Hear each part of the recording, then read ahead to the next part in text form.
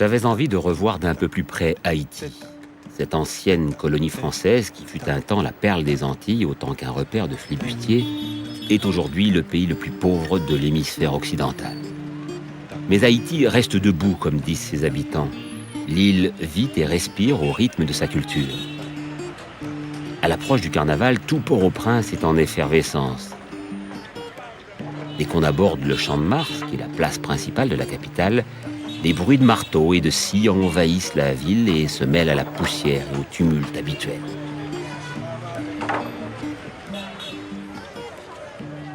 Dans la chaleur de février, tout le monde s'active. Les stands se dressent, on prépare les chars qui bientôt accueilleront une foule compacte. Et les costumes, tels des œuvres d'art, sont cousus pour le défilé, tandis que les bandes à pied répètent leur chorégraphie.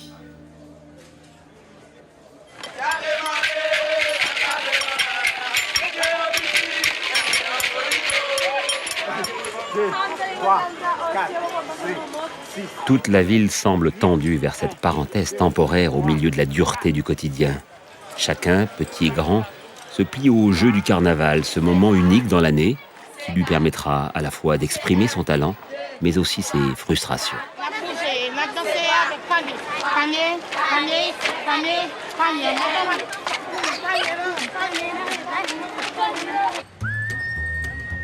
Partout dans cette ville, j'observe le contraste d'un peuple courageux, toujours en activité, malgré un taux de chômage exponentiel, et dont la majorité survit avec moins de 2 $ par jour.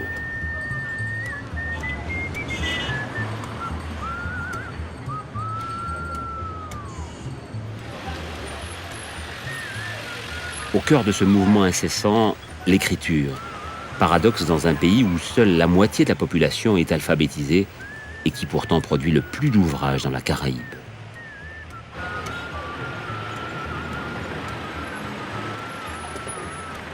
J'ai rendez-vous avec Solange Lafontan, qui dirige la librairie La Pléiade. Ah, bonjour, bonjour monsieur, ça me fait plaisir de vous recevoir à La Pléiade. Ben, merci beaucoup. Ça marche bien d'ailleurs, d'une manière générale, il y a beaucoup de librairies. D'une manière générale, ça marche bien dans la mesure où les Haïtiens adorent lire et ils adorent s'instruire surtout. Malheureusement, nous n'avons pas beaucoup de librairies actuellement. Combien il y en a à peu près Grosso modo, en comptant la province, on arrive difficilement au chiffre de 10 librairies.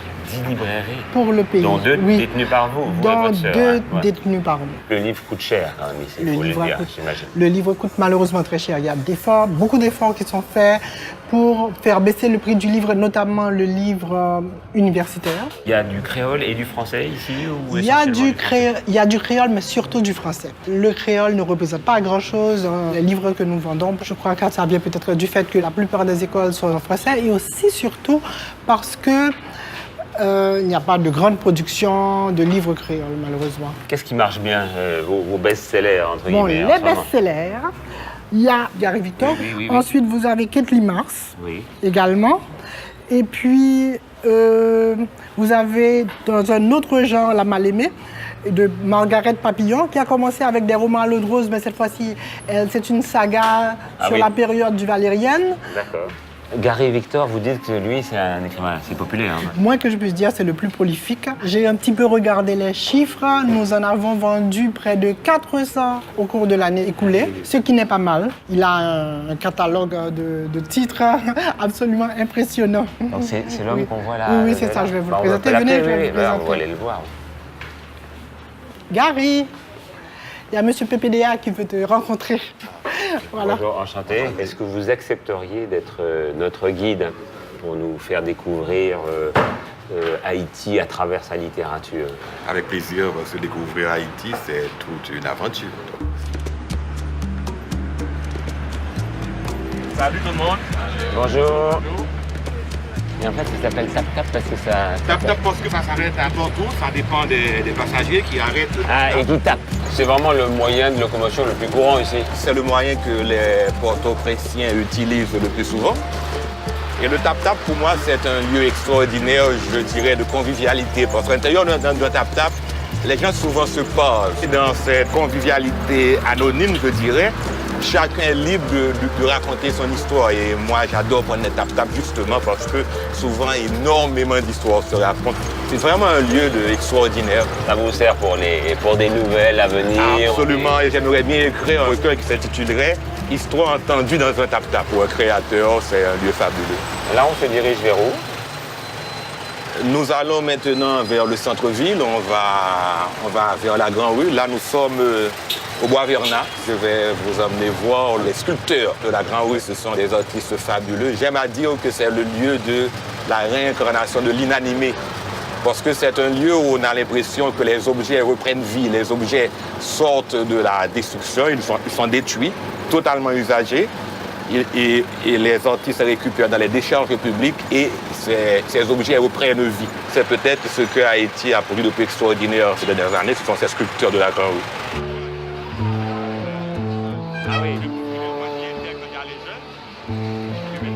Gary Victor évoque avec passion le travail de ces artistes qui vivent dans un quartier populaire du bas de la ville.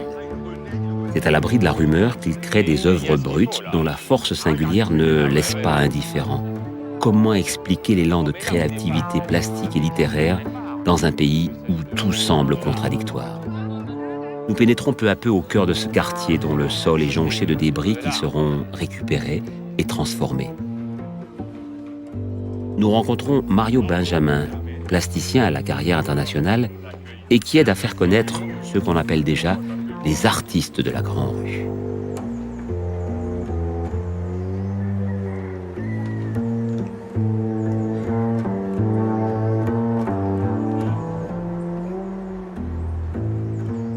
André Eugène est le chef de file du mouvement. Bonjour, bonjour. Alors, c'est marqué musée d'art, là, je vois. Hein? Et pluribus. C'est unité de la diversité. Ah, d'accord. En créole, c'est yon pour tout, tout pour yon. C'est ça, ça veut dire. Par exemple, ça, sont Erzuli. Erzuli d'antan, c'est la mythologie vaudou. Il y a deux caractères. La partie homosexuelle et puis la partie lesbienne. Tout. Et puis, c'est les gains plus force la mythologie vaudou comme fille. Il y a des origines très fortes qui sont liées au vaudou. Au bout des corridors, ces couloirs sans fin qui semblent nous emmener vers les entrailles de la ville, nous traversons une cour et nous retrouvons Guyaudeau dans son atelier maison. Ancien footballeur, la création s'est naturellement imposée à lui. Mais malgré les prémices d'une belle carrière, son travail, comme celui des autres, reste confidentiel. Je suis pauvre, artiste pauvre, très pauvre. De tout. Ouais. De tout. Mais je suis à la recherche d'un changement de vie. Oui. C'est beau. Bon, merci Gary d'avoir été notre guide dans cet endroit quand même assez improbable, qu'on ne peut pas deviner d'ailleurs, juste en passant dans la rue. Oui, c'est une découverte toujours surprenante. Il y a quelque chose qui est tout aussi secret, c'est le vaudou. Est-ce que ça s'est vraiment raciné complètement dans la culture du peuple haïtien? J'aime à dire qu'il y a quand même deux dimensions dans le vaudou. Il y a la dimension religieuse et aussi la dimension mentalité. Cela veut dire la manière dont le vaudou imprègne nos manières de penser, de nous comporter, d'agir en société. Et là, je crois que c'est pour moi l'aspect le plus intéressant. C'est de la même manière que l'imaginaire chrétien a influencé, je pourrais dire, l'Occident énormément. Même quand on se dit athée, on est quand même quelque part influencé par l'imaginaire chrétien. Nous sommes influencés par tout l'imaginaire vaudouesque qui est partout présent, à tous les coins de rue, même dans nos manières de nous comporter, de comprendre l'invisible, de comprendre nos relations avec les autres, de comprendre notre relation même avec notre environnement, avec la politique même. Et c'est là effectivement que le vaudou devient très intéressant pour nous écrivains. Il y a une liberté extraordinaire, en même temps un enfermement quelque part. Parce que Haïti, c'est un pays de paradoxe, c'est un pays où on oscille entre les extrêmes, on oscille entre liberté et enfermement, entre folie et raison. Et c'est là, je crois, que c'est très fort pour nous écrivains, ce lieu, cette imaginaire. Vous-même, vous avez écrit d'ailleurs sur une mambo, c'est-à-dire sur une de ces dames qui sont des grandes prêtresses vaudou. Dans mon roman Clair de Mambo, où je décris cette grande prêtresse vaudou qui lutte contre le mal, qui lutte contre les ténèbres et qui est et qui est dans un corps-à-corps forcené avec la vie, avec la nature, avec l'imaginaire. Je retrouve Laënnec Urbon, sociologue des religions, qui, en retournant aux racines du vaudou, nous éclaire sur la société haïtienne. Il a notamment permis de mieux cerner cette religion avec son ouvrage « Dieu dans le vaudou haïtien ». La culture populaire en Haïti, c'est d'abord tout ce qui est attenant au vaudou. C'est une véritable culture qui permettait aux esclaves de renouer avec une certaine identité, de se retrouver solidaires et de se recréer comme être humain. Il y a tout un monde symbolique qui a été créé dans la condition esclavagiste et qui est un héritage important qui a été maintenu pendant toute la période de l'indépendance, mais les écrivains n'avaient pas encore pris totalement conscience de tout ce qu'il y avait comme possibilité créatrice à l'intérieur de cette culture vaudou. Et c'est parti de Jean Price Mars, à partir d'un ouvrage qui s'appelle Ainsi par la langue. Il a fait comprendre qu'il y a un héritage qu'il ne faut pas abandonner, qui est l'héritage culturel africain.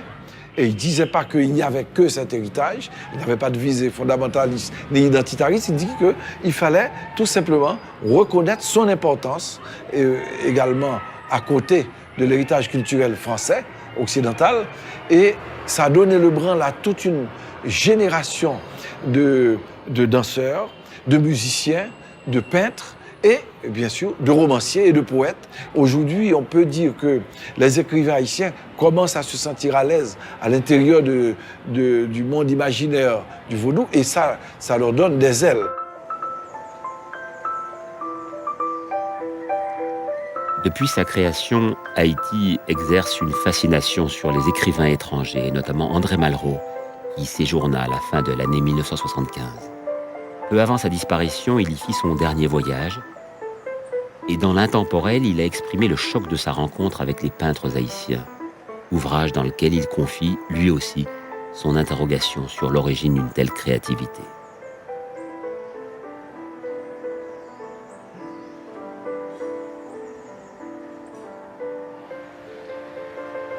La bouffonnerie d'une armée de squelettes marquant le pas au milieu des ténèbres invertébrées.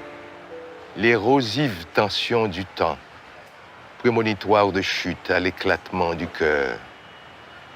J'ai succombé d'obéissance au suc de la souffrance. Docile à disparaître dans la vitesse huileuse, une invisible roue m'entraînait hors de moi. La discrétion dans le partage des douleurs et des joies.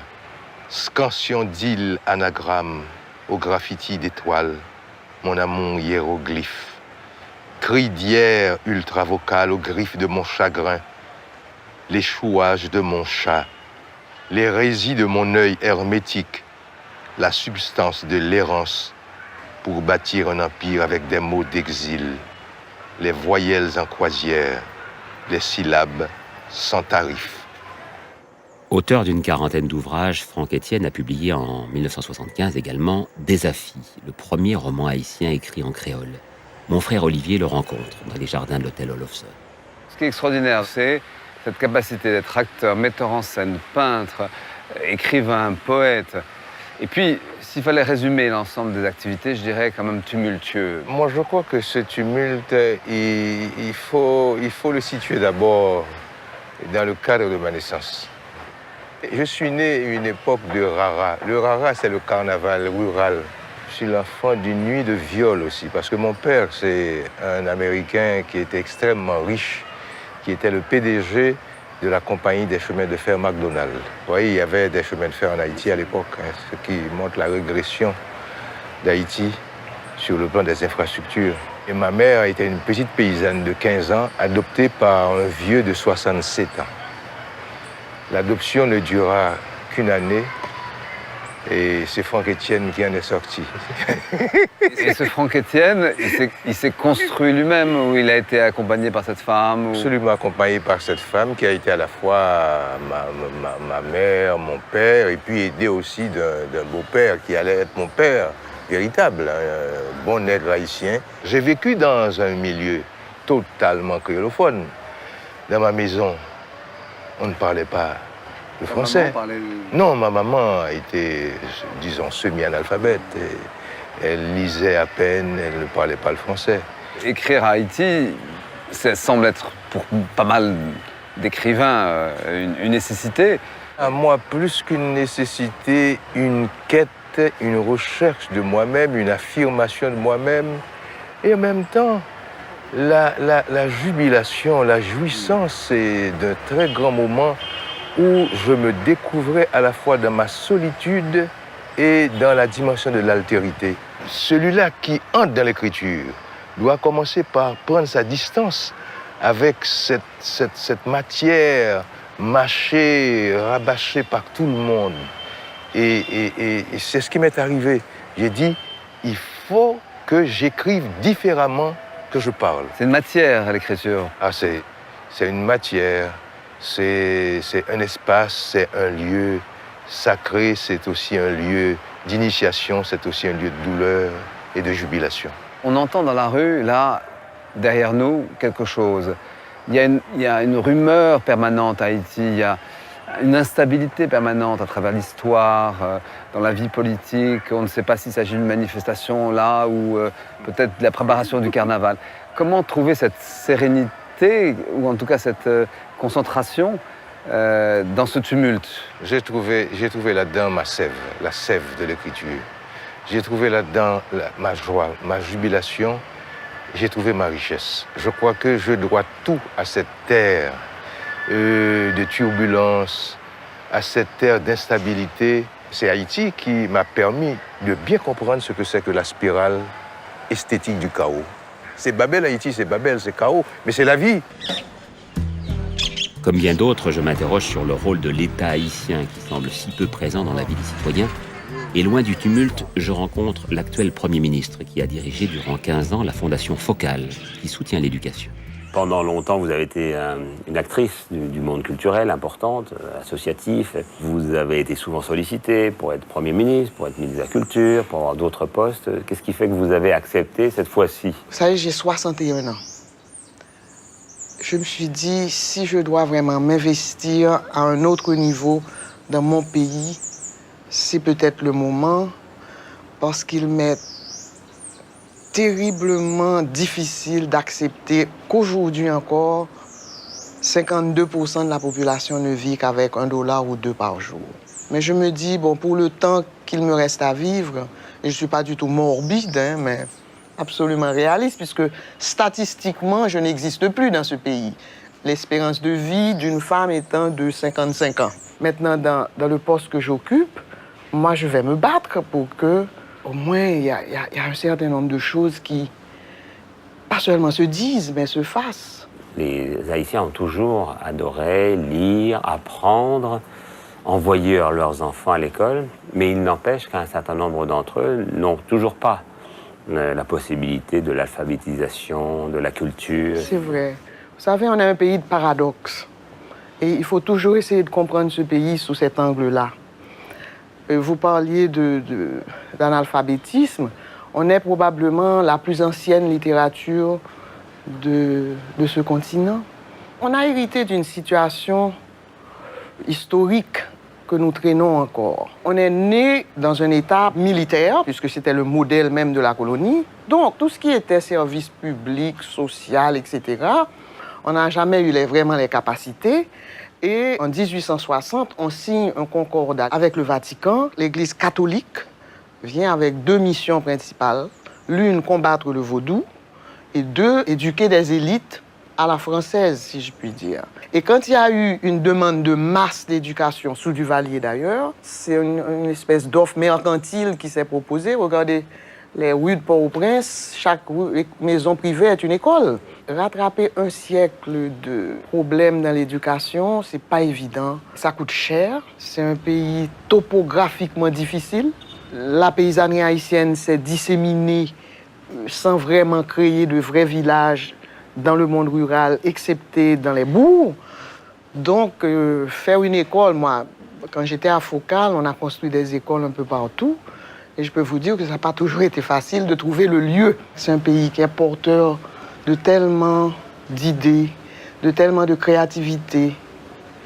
qui malheureusement se projette très très mal en dehors d'Haïti. Et même à l'intérieur, nous devons avoir un autre visage. Et quand je dis nous, je parle particulièrement des élites de ce pays. Haïti, c'est une liberté conquise unique dans l'histoire de l'humanité. Ce sont 200 ans d'une indépendance acquise par le sang, mais aussi à travers une dette de 150 millions de francs or de l'époque et qui pèse encore sur l'économie du pays. Chaque monument du Champ de Mars, érigé à la gloire des pères de la patrie, nous le rappelle. Et pourtant, Haïti, ce sont aussi des dictatures sanglantes, des inégalités criantes, des rapports de classe qui n'échappent pas au regard du visiteur. Je me rends à la bibliothèque du petit séminaire du Collège Saint-Martial, lieu de formation de l'élite, mais aussi berceau du livre en Haïti. Nous sommes dans un lieu de savoir scientifique de haute importance de l'histoire d'Haïti. Cette bibliothèque est l'une des plus riches bibliothèques de l'histoire de l'esclavage. Pas seulement des Antilles, mais de l'histoire de l'esclavage en général. Parler de cette bibliothèque, c'est aussi parler de l'arrivée du livre en Haïti. Le livre arrive comme un élément de répression. Le roi donnera des privilèges à différentes îles de la Caraïbe. Saint-Domingue aura sa première presse qui commence à imprimer en janvier 1764. On recense plus ou moins 450 ouvrages imprimés avant l'indépendance. De ces 450, une seule pièce de lecture récréative sur le théâtre. Alors qu'au Cap, on jouait au théâtre chaque jour. Gary Victor me fait rencontrer Willems Edouard, le directeur des presses nationales. Cette institution de l'État réédite des ouvrages majeurs à moindre coût, dans une volonté de permettre à chacun l'accès au patrimoine littéraire du pays. C'est vos dernières productions. Oui. Et le mérite, c'est quand même que ça coûte beaucoup moins cher. Par exemple, là, il y a ce livre dont on a beaucoup parlé en France, de Yannick Lahens, La couleur de l'aube, qui coûte 20 €. Vous, quand vous le rééditez chez vous, à combien vous le vendez à peu près? Bon, ça fait 4 € en Haïti. En Haïti. Ça fait 4 €. Ça reste quand même cher pour l'haïtien. Bon, moyen, on va dire... C'est 5 fois moins cher. C'est 5 fois moins cher. Et sans vous, il aurait eu peu de chances d'être édité. Peu de chances d'être réédité. C'est le sens de notre travail ici. Il y a aussi là, voilà une Française, Dominique Bonnat. Oui. Oui, bon, ça, c'est un livre qui fait un clin d'œil à l'histoire coloniale, aux révoltes d'esclaves. Et tout texte d'auteur étranger qui a rapport, on va dire, soit à l'histoire d'Haïti, soit à la culture haïtienne, ou qui met en scène un Haïtien comme personnage, on réédite ça en Haïti. C'est une façon pour nous de montrer le regard de l'autre à travers des textes littéraires. Donc, on travaille un peu comme ça. Et René de Pestre, qui René de l'un de vos premiers auteurs. Oui, il a été le premier auteur à être publié aux Presses nationales d'Haïti. Et ça s'appelait dans le temps l'imprimerie de l'État. Donc là, c'est les 2 premiers recueils de René de Pestre, Étincelle et Gerbe de sang. Il y a plus de 50 ans. Ah oui, il y a plus de 50 ans. Bon là, il nous a cédé les droits à titre gracieux, il faut le dire. Et là, on a pu reprendre ça. Et c'est ce livre qui a inauguré, et on va dire, les éditions Presse nationale d'Haïti. René de Pestre a traversé ce siècle en côtoyant les figures majeures de l'histoire et de la littérature. De Césaire à Che Guevara, c'est au contact de leurs idéaux qu'il a forgé son destin d'écrivain, mêlant écriture sensuelle et conscience sociale. Installé en France depuis de nombreuses années, il reçoit le prix Renaudot en 1988 pour son livre « Adriana dans tous mes rêves ». La grande chance que j'ai eue, c'est qu'à la sortie de l'adolescence, alors que j'étais en seconde et en première, que je préparais le baccalauréat, j'ai pu rencontrer Aimé Césaire, j'ai pu l'écouter, j'ai pu suivre pendant plusieurs mois. Césaire est resté, je crois, de mai à novembre 1944 en Haïti.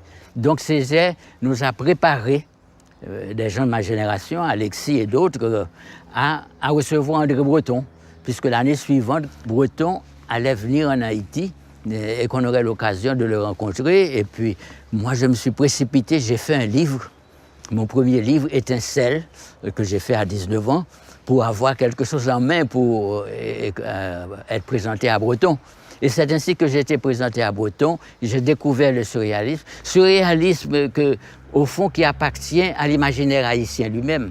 J'ai assisté à une cérémonie vaudou en compagnie de Pierre Mabille et de Breton en Haïti. Ce qui a marqué beaucoup Breton, qui l'a impressionné, qui l'a fasciné, c'est qu'il trouvait qu'il y avait un surréalisme religieux, que les dieux eux-mêmes, dans leurs manifestations au cours de la cérémonie, se comportaient en surréalistes. Les dieux haïtiens sont surréalistes. Moi, je pense qu'il y a tout un surréalisme populaire dans l'idiosyncrasie même des Haïtiens. Il y a un côté solaire, dans la sensibilité, dans l'expérience existentielle, dans toutes les manifestations de la vie en Haïti. C'est ce côté solaire-là, n'est-ce pas, que quel que soit le créneau qu'on occupe, n'est-ce pas, on arrive à marquer avec une force exceptionnelle tout ce qu'on fait en matière d'art, en matière de danse, en matière de musique, en matière de création artistique. Cette vitalité est due au fait que, moi je pense essentiellement, depuis la plantation américaine,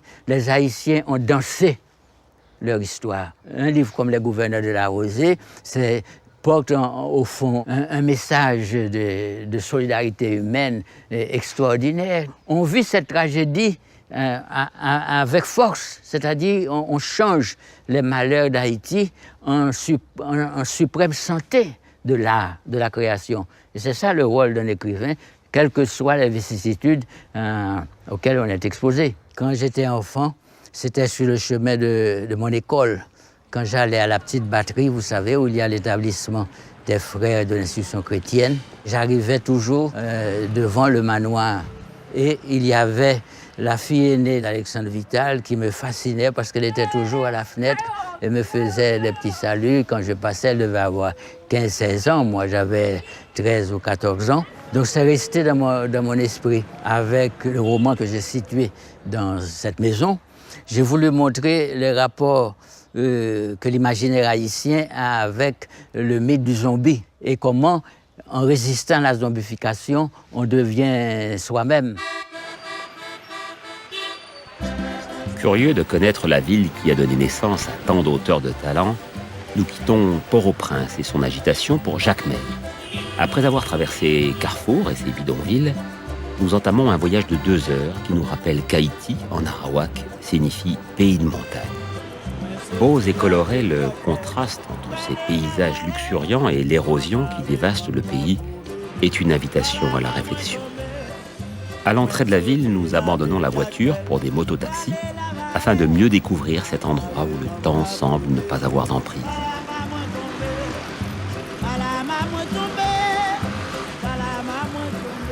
Nous nous rendons au manoir Alexandra, lieu d'inspiration du grand roman de René Depestre.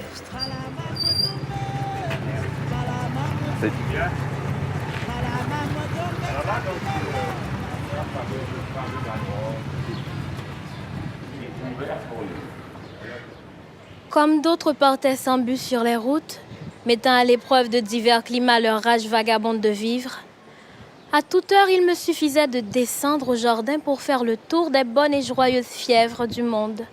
J'ai écouté et mesuré aussi la maison de mes jeunes années. Ni résidence de ville, ni mât de style traditionnel. C'était une demeure de rêve, avec, sur 2 étages, des façades percées de hautes fenêtres à jalousies orientables et des balcons en fer ouvragés. Ces murs de forteresse abritaient des pièces de grand air, rassurantes de charme, de classe et de goût créole, lumineuses le jour, éclairées le soir par des lampes en verre et bronze, à motifs floraux. Tel était le manoir des Siloé. Il ne me donnait pas toutefois le sentiment d'habiter un logis seigneurial, sorte de petit château à la campagne. Après tout ce qui m'avait été dit sur l'impact du vaudou dans la vie des Haïtiens et son influence dans la création plastique et littéraire, je n'avais bien sûr qu'une envie, assister à une cérémonie vaudou. Avec Gary, nous avons donc fait le chemin pour rencontrer Mambo Nini, une jeune prêtresse et fille spirituelle de Madame Nerval, la Mambo dont s'est inspiré Gary Victor. Nous allons entrer maintenant au péristyle. Okay.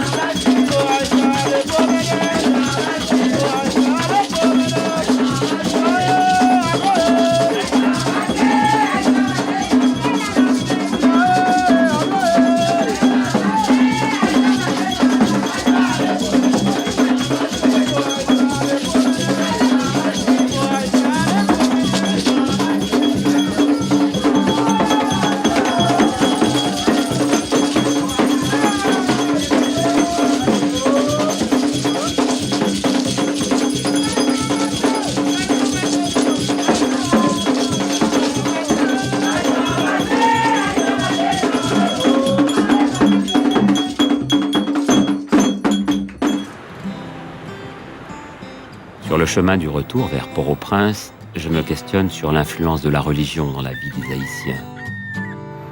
Tout autour de moi, des signes me rappellent la ferveur qui anime ce peuple.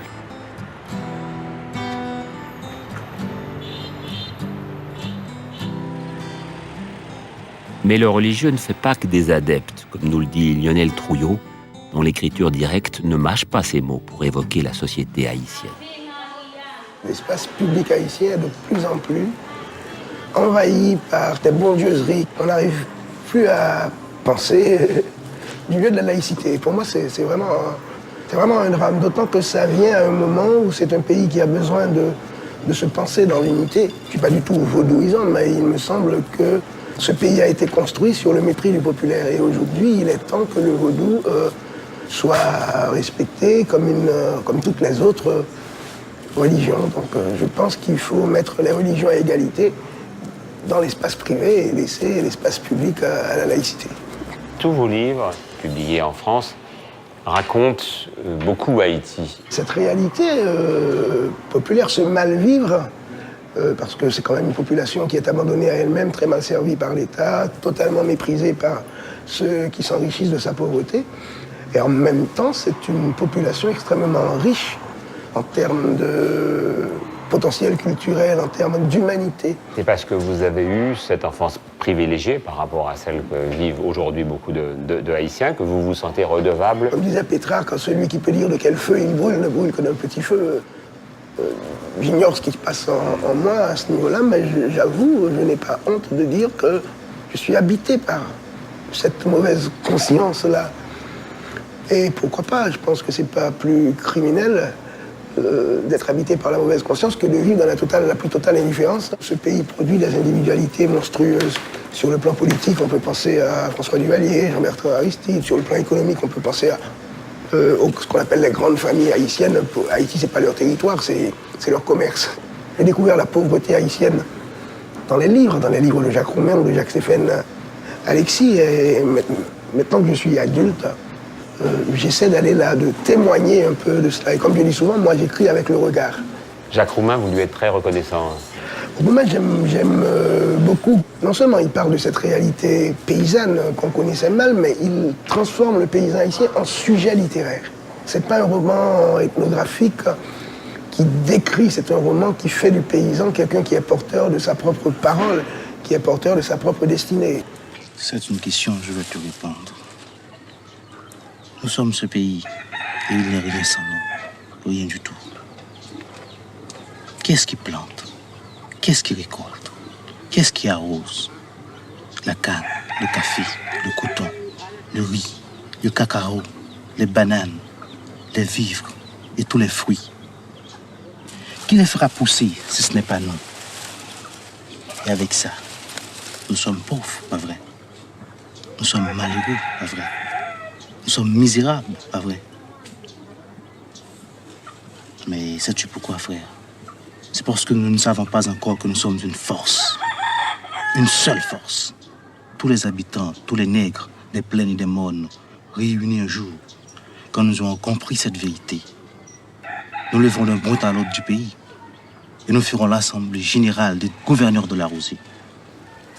Moi, je ne crois pas à la fatalité. Je crois qu'Haïti a beaucoup évolué. Il est quand même aujourd'hui l'expression publique de la culture. On est dans un processus démocratique que la deuxième version d'Aristide est venue interrompre. Mais au contraire, je me dis, est-ce qu'il n'y a pas un miracle haïtien, même dans ce marasme parce que c'est un pays qui peut-être, les conditions étaient réunies pour qu'il n'existe pas. Oui, oui.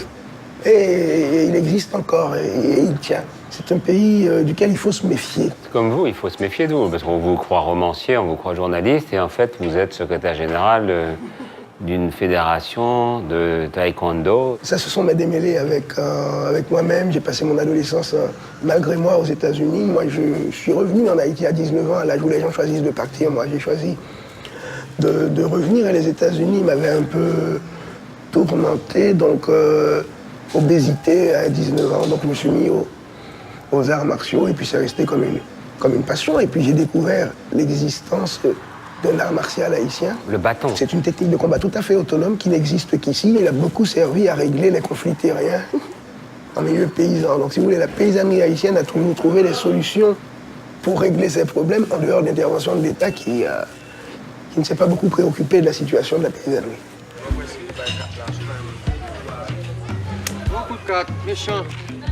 Haïti, c'est aussi le jeu. Cartes, dominos, osselets et combats de coqs sont partout. Et au-delà de la distraction et même de la passion qu'ils suscitent, ils sont parfois le moyen de gagner quelques sous et le plus souvent d'en perdre beaucoup.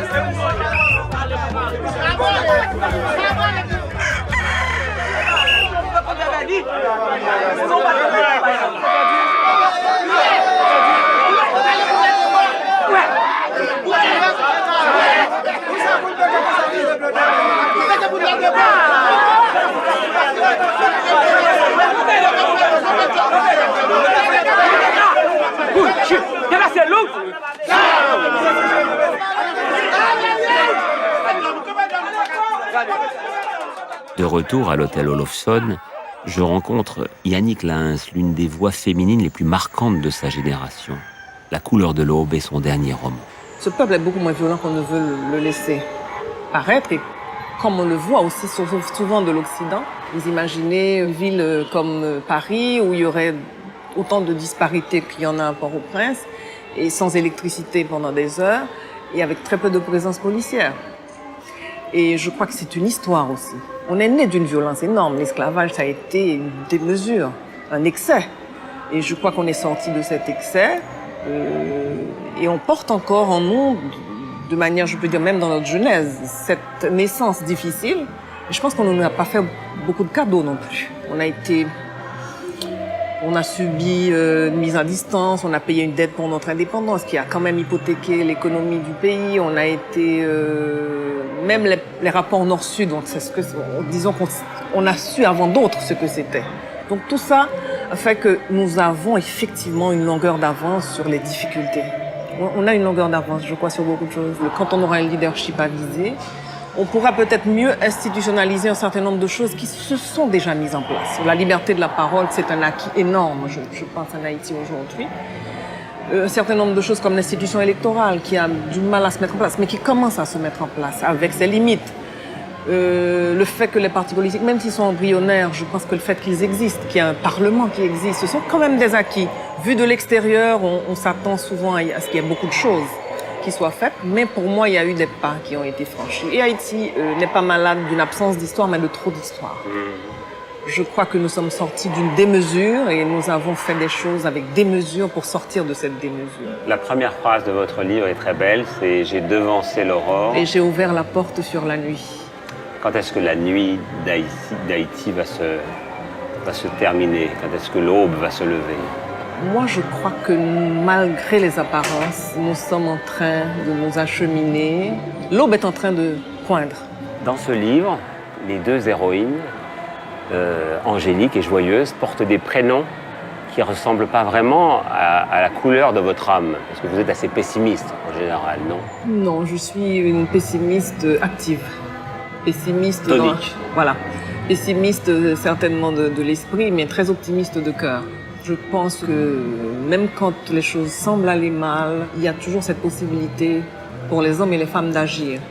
J'ai voulu surtout faire ressortir la grande force, la grande dignité humaine derrière justement les souffrances, derrière peut-être ces choses au-delà du bien et du mal. Parce que ce que je montre, c'est une culture de la survie. Ce que la précarité et la pauvreté peuvent susciter comme instinct de conservation, comme force et au-delà de ça, comme la volonté de rester digne. C'est surtout ça. Et est-ce que ces deux jeunes femmes sont finalement les deux faces d'une même réalité haïtienne d'aujourd'hui? Absolument. Parce que Angélique n'est pas tout à fait Angélique. Non. Et Joyeuse n'est pas tout si à fait... joyeuse que ça. Voilà. Et c'était une manière de montrer la complexité des personnages comme la complexité humaine elle-même.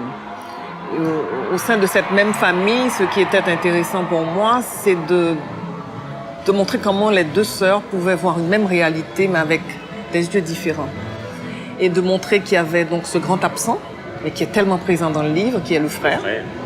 Et puis cette figure centrale, qui est la mère, qui ne parle jamais, mais qui est là. Et cette centralité de la mère renvoie à la centralité de la femme en Haïti. Même si elle est mineure par rapport à la loi, socialement, historiquement, elle a vraiment un pouvoir extraordinaire. En ce premier jour de carnaval, la population afflue progressivement vers le Champ de Mars, là où tout se concentrera. Le carnaval, ce sont aussi des rencontres. Dans sa nouvelle, Une envie de carnaval, Émilie Prophète évoque l'une d'elles. Lundi gras, Port-au-Prince est pressé de s'amuser, de se saouler, de se salir. Toute cette foule rassemblée fait l'effet d'un énorme scandale, d'une immense provocation.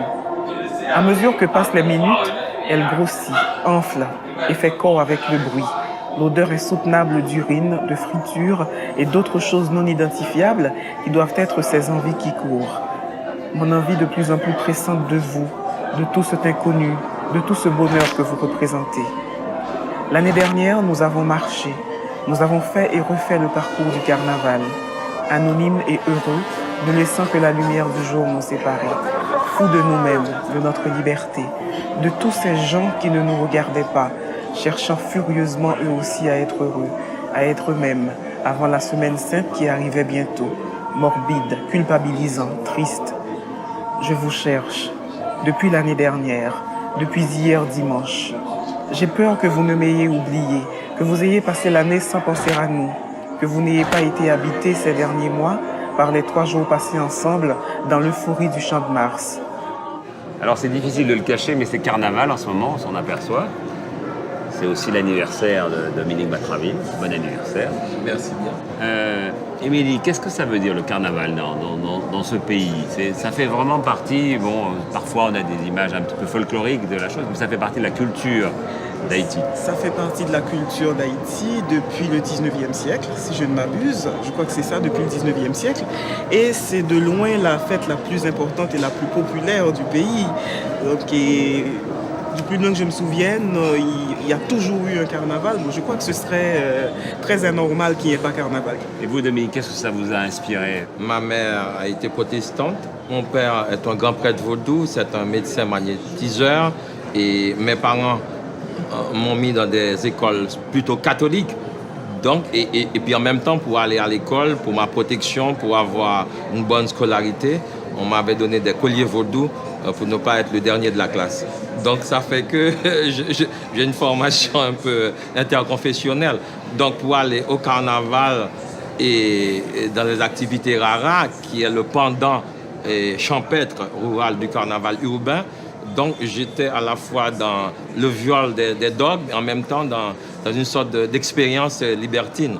Et je suis resté profondément libertin à cause de tout cela. Alors on a la chance d'avoir avec nous également Georges Castera. Georges Castera qui s'est retrouvé en exil. Haïti, vous manquez énormément quand vous étiez en exil. Il y a beaucoup d'écrivains en exil aujourd'hui, souhaités pour certains d'entre eux, mais en fait, vous, c'était pas souhaité. Je n'ai jamais cru que j'étais en exil. Je n'ai pas une pensée d'exilé. J'ai toujours été en Haïti. Ma jeunesse a été volée par la dictature des Duvalier. J'ai continué à écrire en créole et en français et en espagnol. Voilà. Pour moi, l'écriture est ici. Si je ne suis pas ici, je n'arrive à rien faire. J'ai vécu l'année 2006 en Suisse. Ce n'est pas que je ne voulais pas, mais je n'arrivais pas. Vous avez l'impression d'être un écrivain caribéen, haïtien ou haïtien. Ça existe, la littérature caribéenne, ou c'est une invention Non, c'est pas une invention, parce qu'il y a une littérature cubaine, haïtienne, dominicaine, martiniquaise, jamaïcaine. Il y a des racines communes quand même? Il y a des thèmes communs. Evelyne Trouillot, on s'étonne parfois en France du fait que voilà quand même plus de 200 ans que vous avez votre indépendance, mais vous parlez encore du colonialisme les uns les autres. Oui, moi je crois que ça fait partie de l'histoire et l'histoire est quand même assez vivante en Haïti. Georges parlait justement de la Caraïbe et nous avons ça en commun, nous avons ce traumatisme-là que nous portons chacun à notre manière et que nous dépassons chacun à notre manière. Est-ce que vous avez l'impression les uns les autres que la liberté est revenue, la liberté au moins d'écrire, de créer, de penser, comme on l'entend? En partie. Et même si le pays a fait des tentatives de démocratisation et même de démocratisation de la presse, du savoir intellectuel et du libre exercice de la pensée et du droit aux rencontres intellectuelles, mais en même temps, c'est assez difficile à vivre dans le sens où c'est des tentatives ratées. Les transitions démocratiques qu'on a connues n'ont pas réellement réussi. Il y a tellement de coups d'État, c'est comme si on est dans la nostalgie des Duvalier. Moi, je suis anti-duvalierisme, mais en même temps, comme le pays ne s'est pas organisé dans l'ère post-Duvalier, on a l'impression que tout ce qu'on a fait du 7 février 86 à nos jours, c'est du temps perdu. Comment se fait-il que ce pays, qui est capable de produire tant d'écrivains, tant de livres, soit capable de produire tant d'hommes politiques, mais aussi surtout tant de présidents qui se succèdent, qui se renversent? Quand un pays a beaucoup de problèmes, ça produit beaucoup de poètes et de grands poètes. Donc c'est peut-être le cas d'Haïti, je ne sais pas. On dit assez souvent que c'est parce qu'un pays vit dans l'oppression qu'il produit justement des œuvres. Oui, c'est ce qu'on dit, bon, je ne sais pas. Alors vous êtes un poète, et il y a beaucoup de poètes ici. Et la poésie est un art majeur, alors que dans d'autres pays, il est considéré comme mineur. Oui, en France, elle n'est plus un art majeur. Mais en Amérique, au Mexique, en Haïti, en Colombie, c'est un art majeur.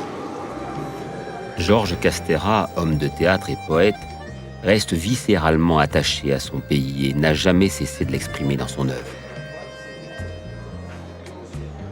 Ketli Mars et Cito Cavé partagent leur expérience face à l'exil. J'avais comme une sorte de complexe par rapport à ceux-là qui avaient fait ces voyages, qui avaient connu d'autres horizons, vécu d'autres expériences. Je me sentais comme quoi un peu en marge de tout ce monde-là. Et je pense qu'au début, ça m'handicapait. Et j'ai fini par passer au-dessus de ces barrières-là et à pas comprendre que ce que j'ai en moi qui fait que j'écris n'a rien à voir avec là où je suis née, n'a rien à voir avec combien d'années j'ai vécu ici ou ailleurs. Bien sûr, je porte toutes les archives culturelles haïtiennes en moi, mais je ne veux pas non plus, et ça a été ça aussi ma quête dans le théâtre et dans la poésie, de ne pas d'être un nombriliste, de ne pas m'enfermer dans un nationalisme étroit, dangereux. Des fois, donc, je crois que cette expérience aux États-Unis m'a servi à briser ce carcan, parce que rester dans une île enfermée, on a tendance à ressasser les mêmes choses. Tandis que le carnaval bat son plein, des groupes de vaudouisants se parfument au Florida en hommage aux esprits qui les entourent peut-être, et des bandes de rara aux instruments invraisemblables entament un long parcours musical qui se poursuivra jusqu'au bout de la nuit.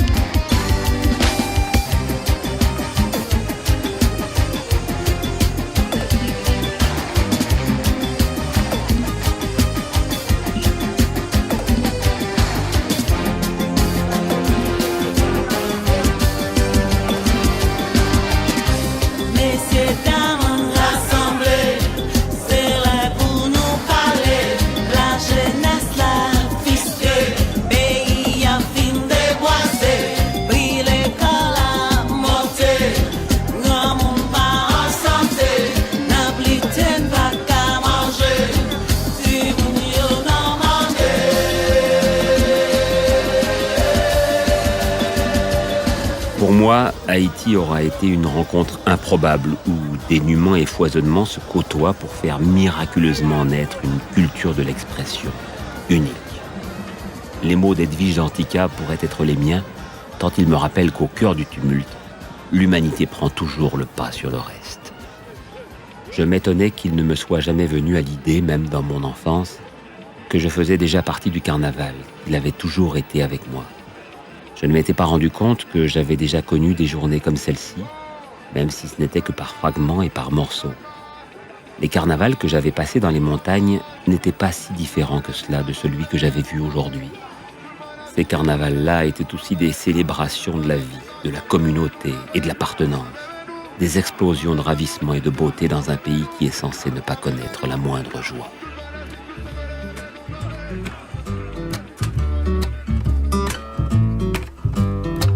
Nous pas gagner rien pour nous qui était si loin problème là.